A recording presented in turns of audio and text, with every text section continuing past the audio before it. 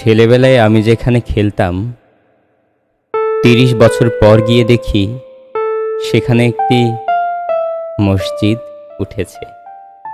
আমি জানতে চাই ছেলেরা এখন খেলে কোথায়। তারা বলে ছেলেরা এখন খেলে না, মসজিদে 5 বেলা নামাজ পড়ে। বিশ্ববিদ্যালয়ে পড়ার সময় বুড়িগঙ্গার ধারে বেড়াতে গিয়ে সেখানে 1 ঘন্টা পরস্পরের দিকে নিষ্পলক তাকিয়েছিলাম আমি আর মরিয়ম। গিয়ে দেখি সৌদি সাহায্যে সেখানে একটা লাল ইটের মসজিদ উঠেছে। কোথাও নিষ্পলক দৃষ্টি নেই, চারিদিকে জব্বা আর আলখাল্লা।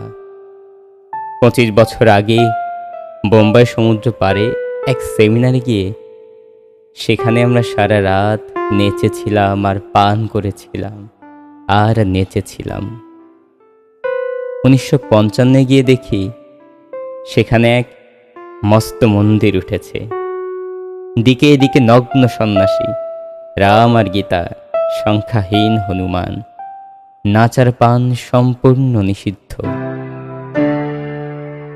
ফার্থ অফ ফোর্থের তীরের বনভূমিতে যেখানে সুজানা আমাকে জড়িয়ে ধরে বাড়িয়ে দিয়েছিল লাল ঠোঁট, সেখানে গিয়ে দেখি মাথা তুলেছে এক গগনভেদী গির্জা।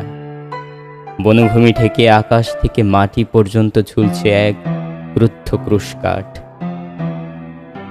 আমি জিজ্ঞেস করি, কেন দিকে দিকে এত প্রার্থনালয়?